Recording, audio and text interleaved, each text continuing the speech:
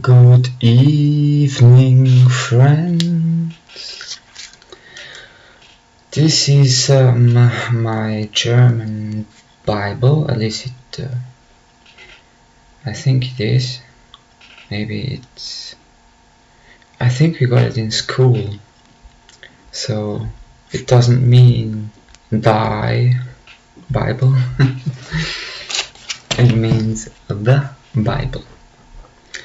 And it's funny how many, especially old folks, how difficult it is for them to say the. They used to say z, like say Bible, and even like Helmut Kohl, which was the Chancellor of Germany before Angela Merkel, I think. But anyway, I just wanted to talk a little bit about rings and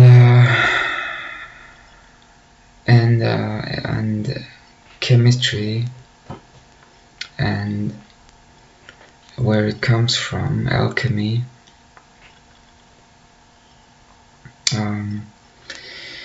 So I just got this lovely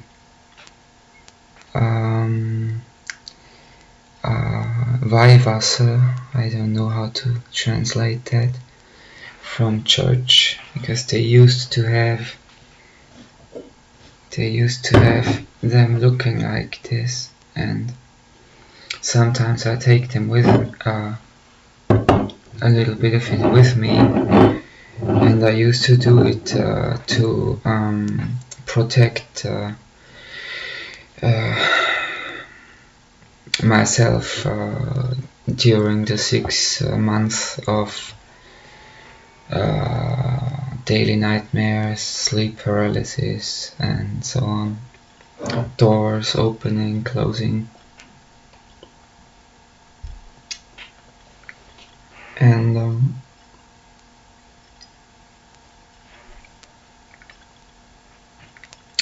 yeah, so they changed it to look like this with a little cross on it, and I used to try to get rid of the spirits, but I don't think it really worked, because at that time I didn't really understand what I was doing.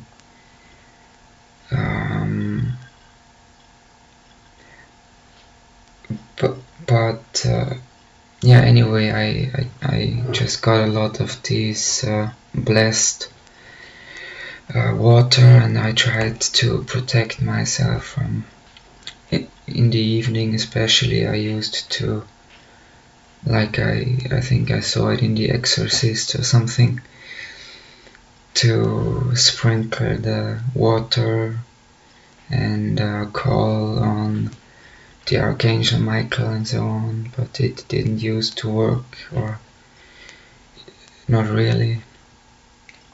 Anyway, I thought I would, for the English listeners, I would, I don't know if people are interested in that, but maybe. So I wanted to read the 23rd Psalm in German,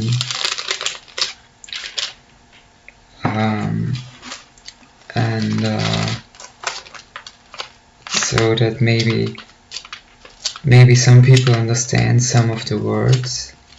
I would be interested if some of you may have an inkling about what the words mean, and so the Psalms in German called Deep Psalmen, and I wanted to read the 23rd. So you see that in German, in the German language, that's how thick the Bible is, and and that's how big it is. And the English version is much smaller, and in my opinion, it sounds more poetic. And I don't know if that's from being a German speaker, or if it has something to do with the sentences being shorter, but it has like a kind of a rhythm to it. The 23rd Psalm, for example, like, the Lord is my shepherd, I shall not want. He maketh me to lie down on green pastures. He leadeth me beside still waters. He restoreth my soul. He leads me on the path of righteousness for his name's sake. And yea, though I walk through the valley of the shadow of death, I fear no evil, and so on. So it has some kind of rhythm to it. But now listen to it in German, and please tell me what you think sounds more interesting, or what your opinion is on that. So in German it is: Der Herr ist mein Hirte, nichts wird mir fehlen. Er lässt mich lagern auf grünen Auen und führt mich zum Ruheplatz am Wasser. Er stillt mein Verlangen, er leitet mich auf rechten Pfaden, treu seinem Namen. Und muss ich auch wandern in finsterer Schlucht, ich fürchte kein Unheil, denn du bist bei mir, dein Stock und dein Stab geben mir Zuversicht. Du deckst mir den Tisch vor den Augen meiner Feinde, du salbst mein Haupt mit Öl, du füllst mir reichlich den Becher. Güte und Huld werden mir folgen mein Leben lang, und im Hause des Herrn darf ich wohnen für alle Zeit. So, I'm astonished because it left out the and even though I walk through the valley of the shadow of death part is left out in this version, and I think I got that in school. And when I just I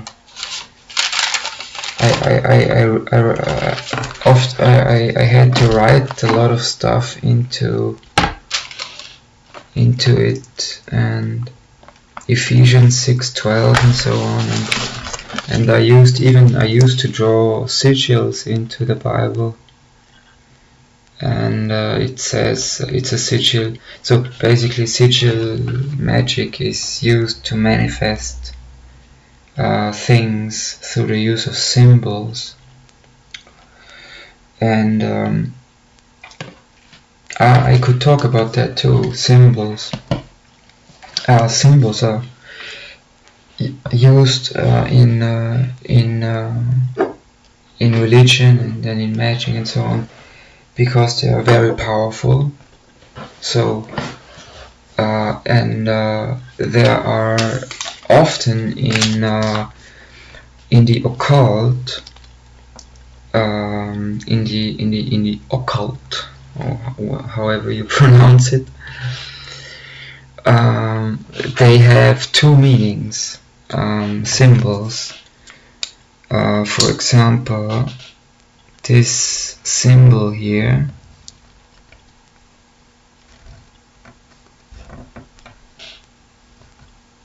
many people know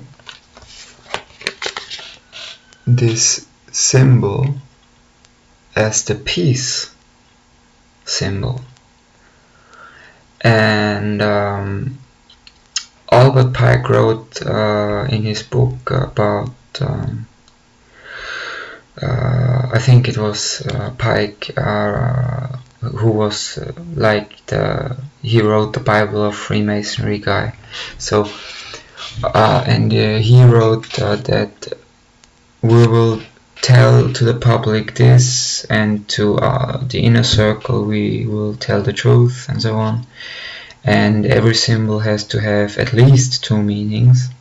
So this peace symbol, for example, the exoteric meaning for the public is peace, and the esoteric meaning of this symbol, it is a it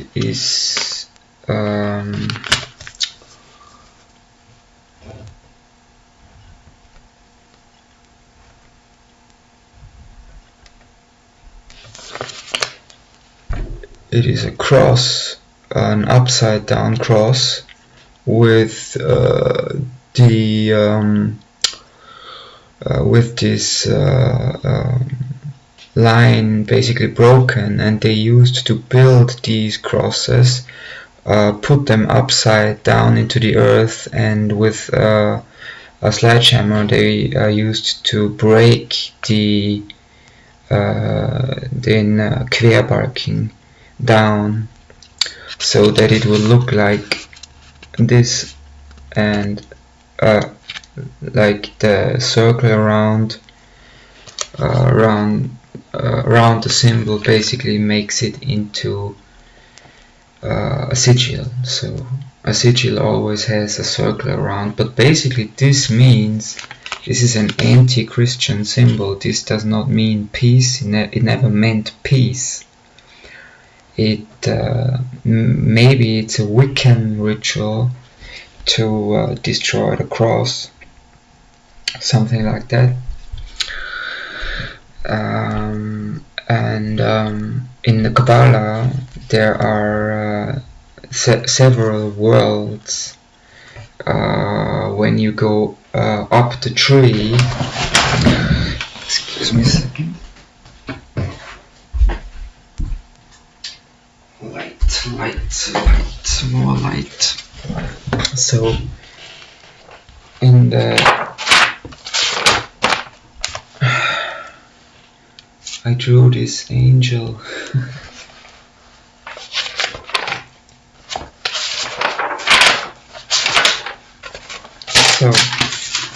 So I have drawn it from memory because I haven't read about it for a long time. So in the Kabbalah there you have not just the 3 pillars, the middle pillar and this one. You also have areas which are like from everything above this line. This here is usually just hinted at or left out completely, because it is the so-called forbidden Sephiroth, or Sphira, or Sephira, however you want to pronounce it. And when the man, or God, is inside of this tree of life, this Sphira is exactly at his head, and it represents, it's called Da'at, or death, but D-A-A-T-H written. Sometimes they call it death, but it's also called Da'ath or Da'at. So, and I think it means knowledge, something like that, but it represents the abyss. So if you get and this here is Tiferet. This is at the heart, which would also be the heart chakra, and the whole Kabbalistic tree if you take it and you would collapse this pillar and this pillar into one, so that these two would be here together, then you would have one pillar with the chakra system, because it basically has 7 chakras then, and that would represent the chakra system also. So you could also say that the Kabbalah is an inversion of the chakra system. But anyway, that's so. Then there's also this one here. It's about knee height. The earth is the footstool, like the Bible says. The earth is God's footstool. This is Yesod, that means foundation. This is Hod, I think. It's on the left side. It's basically approximately at the hip. It means majesty. And this is Netzach. And I can't remember all of them, what they mean. Bina means knowledge, Chokmah means wisdom, and I think this one is called, if you translate it, severity, and this one is called compassion. And basically the tree of life is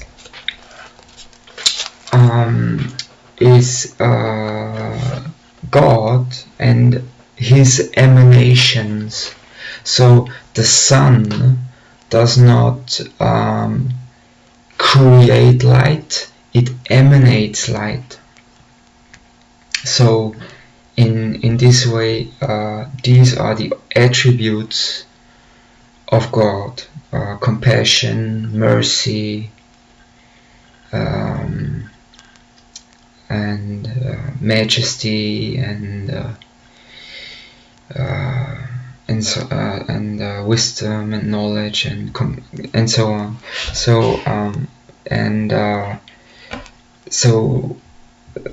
And Yesod in the Kabbalah is basically where the stars are. So if you look upon the stars, you're just looking at Yesod, the foundation. So the Kabbalah goes way beyond that, and this is a science. So I mean,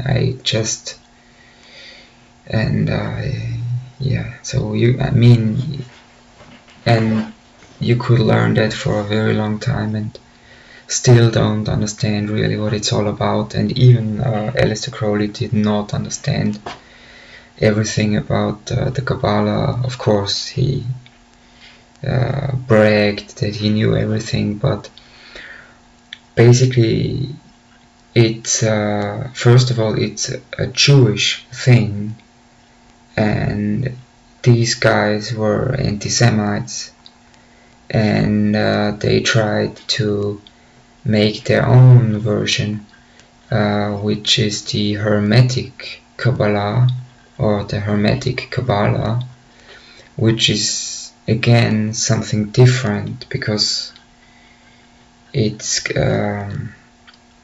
numerologically different, and also astrologically different, I think. But so they tried to change it into their own thing, but the real Jewish Kabbalah, I don't think that you can learn that even in, like, even Madonna and so on. She was in the Kabbalah Center in Los Angeles and learned, and you see she paid Tom a lot of money to tell Tom Riddle to tell her how she could reverse all the Kabbalistic rituals that she did, because they taught her the switched pillars, which is a problem because you begin to see stuff, and I don't mean in dreams, like spiders and so on, like the howlers, like I talked about the backside, and you begin to see these things crawling around in the physical realm. You're manifesting them by worshipping the Tree of Death and the Tunnels of Set, which is effing terrifying. And even those so-called super soldiers, they complained about when they daydream, suddenly they see these huge spiders and so on. And this obviously was a pretty common thing. It surprised me a lot that I think 2 or 3 of them talked about these spiders. And even if you ever read the Harry Potter thing, Ron Weasley, what was he most afraid of? Spiders. Huge spiders. That was his worst nightmare. And so even the Harry Potter trilogy, whatever it is, I think it's 5 books, so it's a pentateuch, so to say. So even the witches said that Rowling must have hold some high initiation status, because she knows all this stuff, and some of the spells in the Harry Potter books are like pretty near to what how they're really pronounced. Not exactly, but pretty much. And she knew about, so all these magical things which you'd have to study for 3 lifetimes, it's all in the books. How she did that, I don't know. I have no idea how she did that, because that's, I don't believe in coincidence. And there were a lot of like people from who had occult bookstores, like Jimmy Page used to have one, and even they said it's amazing that like she has creatures in there which used to be like as very little known, like the backside of the Tree of Life, and that there are these tunnels, and that there are these creatures, these demonic creatures, which are called howlers. They also have a different name, but that she knows all this stuff is very, very interesting, to say the least. So the story that she was a jobless ex-teacher from England, and she went to wherever, and she was penniless and invented this story, and it got, like, I think she made more money with her books than like the Queen has or something. At least that's what they wrote in the papers. But who knows what's true and what's false anymore. But what's sure is she made a lot of money with these books. And supposedly she has more money than the Queen has. I don't know if it's true, it was in the papers, so who knows. So what I drifted a little. So in the Tree of Life there is also several layers which get more subtle the higher you go up, and there are 3 invisible worlds, and one of these worlds is called Atzilut, and that's the world of symbols.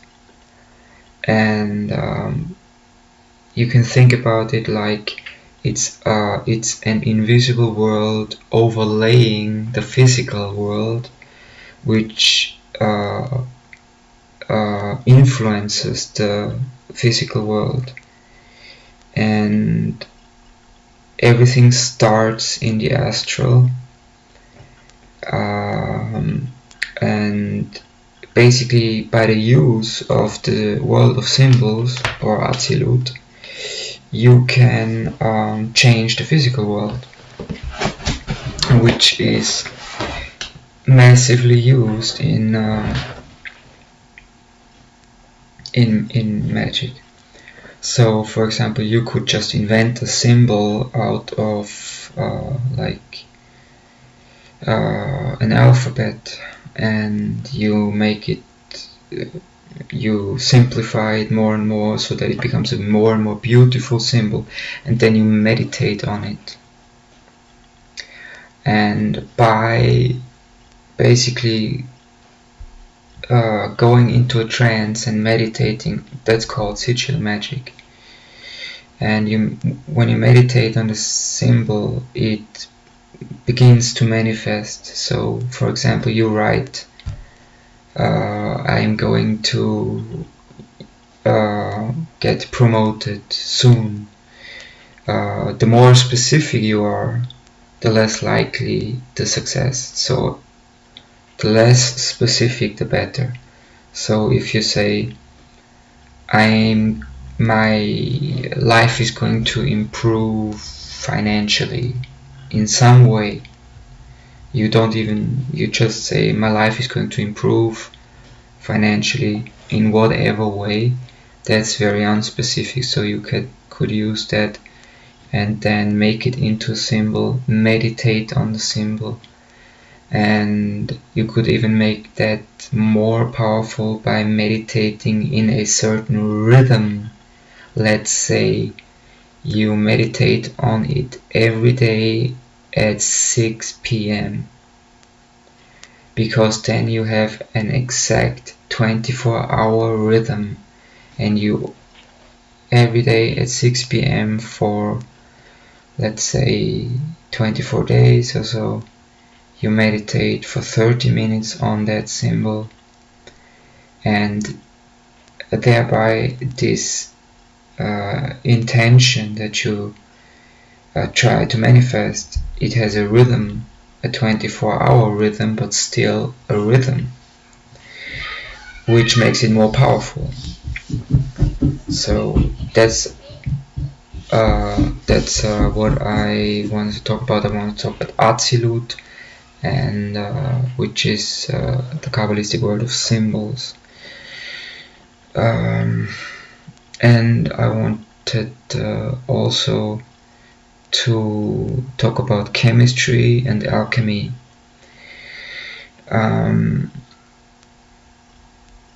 After I studied chemistry, excuse me a second.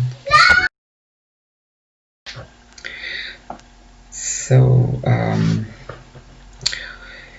screaming nieces. So I wanted to talk about chemistry and alchemy. So when I studied chemistry, I didn't know more than like a sentence from alchemy, and that was something like chemistry is based on the ancient art of alchemy, which is like just a superstition. That was like the first book in our first chemistry book, and that's baloney. That's not true. Alchemy is a science, and it's a complicated science. So, alchemy is a complicated science, and even the word atom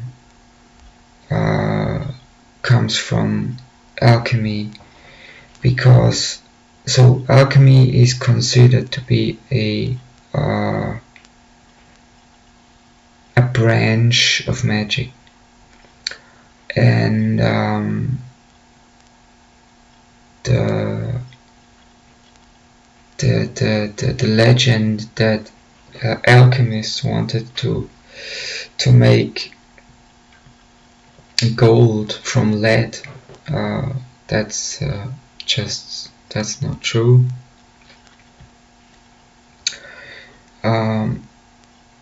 What they did, for example, was they for example, they made like powders, and they had, when they made these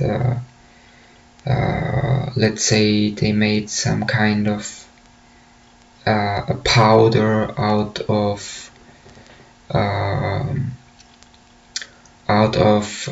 dry plant material, and they would grind the powder, and let's say they wanted to make a love potion or something like that. They would have monks, and these monks would invoke like Venus, and they would sit in a circle, and they would grind it to finer and finer and finer powder. And through this invocation and focusing of intention and singing of chants, they would invoke Venus, which is like has this female energy. I think it has the number 5, and or for example, they would also use metals, and they would basically work into that metal spells and or protection spells and something like that. And or for example, let's say, so every planet has a number, and the sun is number 1, and the sun, the metal for the sun is gold, like this ring. So if you put the gold ring like on the index finger of the right hand, the right side of the body is giving off energy, and the index finger stands for the intellect, and the ring finger stands for Akasha, or spiritual energy. So you could invoke the sun into gold rings for positive energies. You could also invoke the moon into silver for witchcraft, because witchcraft first of all uses the moon usually, and it's a female energy, and they often work with 2 goddesses, which is Hecate or Hecate and Diana, and they invoke Diana for positive moon magic, and Hecate, which is like the negative aspect of Diana, or the negative mirror image of Diana, something like that, for evil spells. So you could, for example, use a silver ring and make a ritual during a full moon night, for example, and like make a ring as a protection thing, talisman, whatever you want to call it, and put it on your right hand to give off this energy of Hecate, for example. That's just an example. You would use tin for the energies of Jupiter, and Jupiter deals with wealth, success, prosperity, and so on and so on and so on. So each of these of the 9 planets have their corresponding metals and even corresponding chants, like the sun, for example, is Om Giranya Bhayanaha. So, and each of these planets have their corresponding metals, and that's alchemy. So alchemy is hugely more complicated and voluminous than chemistry. And to say like, yeah, that's just some superstitious whatever. So basically these high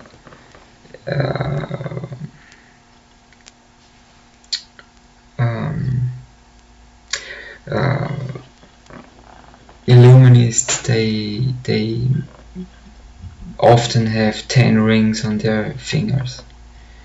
If you watch Damien Eccles, for example, I'm sure he has a few of them.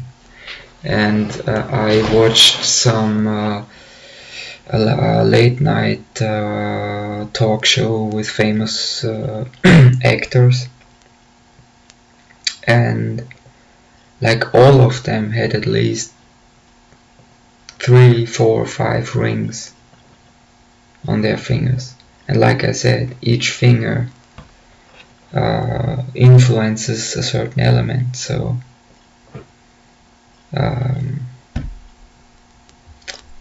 look out for that if you're interested in it and you know who these people are. So they are practicing magic without you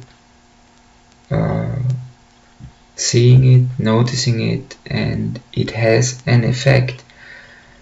They are subtle energies, but they are powerful, and just by using these things, you could basically do very, very complicated magical spells without great ceremonial whatever. You just need a stone or on the field and as an altar, and you know, you use your rings to do this. That's why the movie is called The Lord of the Rings, because that's one of their big secrets, that this is very, very powerful. And yeah, and for example, like I said, even the word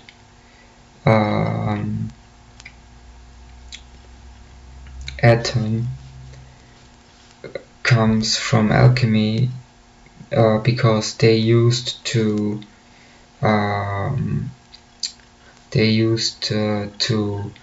grind powder, and the finer it was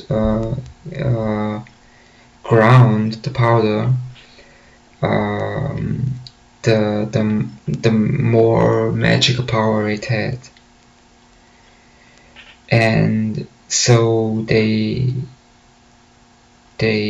tried to make the finest powder, and that's one of the theories where the word atom comes from, because it means it's no longer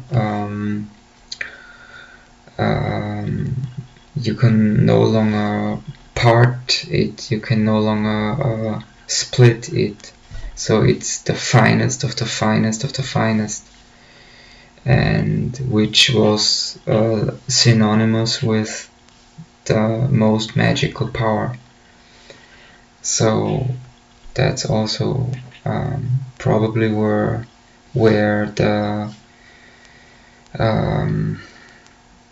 this concept of the atom, which means not separable, unspaltbar, comes from.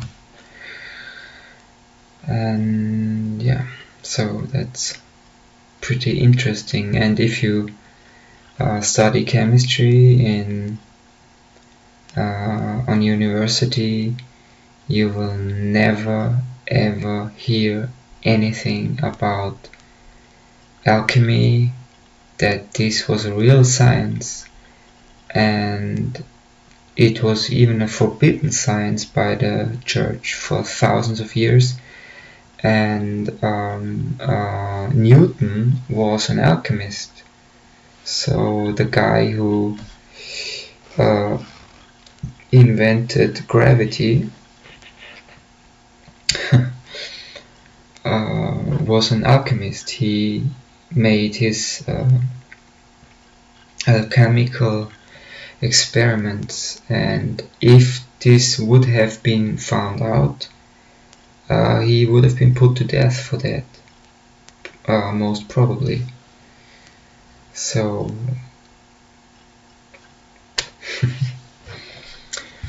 so thank you for listening, and good night. And please tell me what you think about the German version of the 23rd Psalm. Thank you.